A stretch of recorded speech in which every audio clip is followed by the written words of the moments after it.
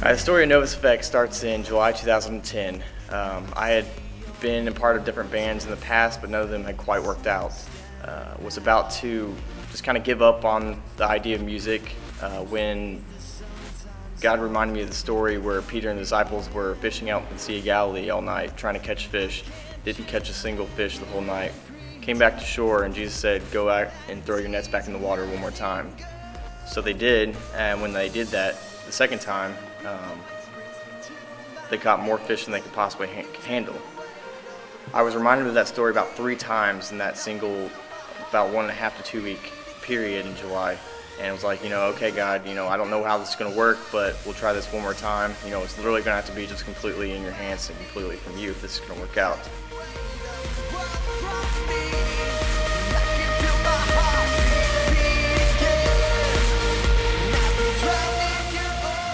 The guy called me up. I didn't know him. He just had heard my name and wanted to do some stuff. So it was like, cool, he can play guitar. I was like, well, we don't have a drummer. So I was sitting there with my buddy, my producer buddy, and he was sitting there and we were like talking, and I said, I think I'm supposed to like post something on Facebook. When I did that, woke up the next morning, I had a post from an old friend of mine, Matt, our now current guitarist. The way I came to be in Lawless Effect, I was in the Marine Corps in boot camp, and I had a pretty bad injury, and they were gonna have to send me home, and I was really down and depressed about that because it had been something I've been wanting to do for a while. But the very night that I got home, see a post on Facebook from this dude named Landry Fields. I probably hadn't talked to him for 1.5 to 2 years, something like that. And it was about wanting a drummer. Well, I had a set of drums that I've been playing off and on for, I don't know, 4 or 5 years and had nothing to do now that, I was sitting at home all the time. So I contacted him and was like, hey, yeah, maybe we can get this rolling, see what we can do. And from then, it was just one thing after another. It was kind of slow at first because we didn't have a clue what we were doing.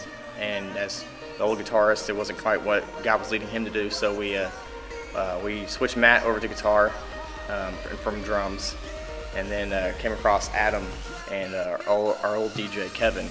Lawless Effect came into my life after Landry Facebooked me. My friend Kevin moved back from Portland and gave him my name, and Kevin later became our other DJ, and I was at a place in my life where it was all kind of orchestrated. Kevin came back at a time when I really needed his presence, and he actually needed mine, and went through some healing, and God used the band and that opportunity to heal myself, as well as give me an opportunity to serve and minister again from some tough places I was at. And from there, God's just taken this to a whole nother level, and we have now our new DJ, permanent DJ, and Say So. I came to be a part of Lawless Effect through a dear friend named McCall. She is Landry's sister-in-law, and we were at a leadership retreat with CSF.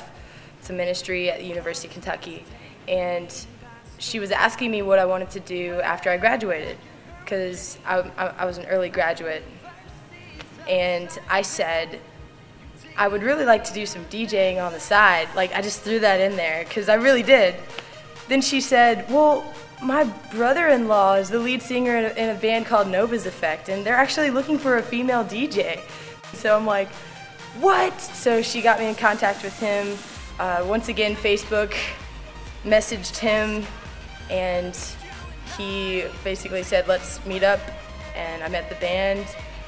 Brought some Dr. Pepper one day, and I felt like that was the day. I was just like, I'm in. This is it. We're in the band. This is it.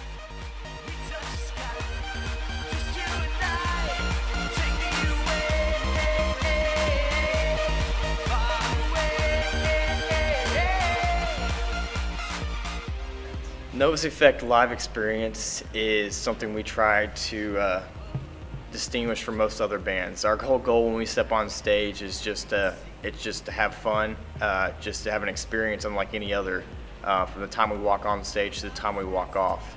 Our goal while we're on stage is for the audience themselves just we're there for them. We're there to put on a good time. We're there to just share that joy that we have.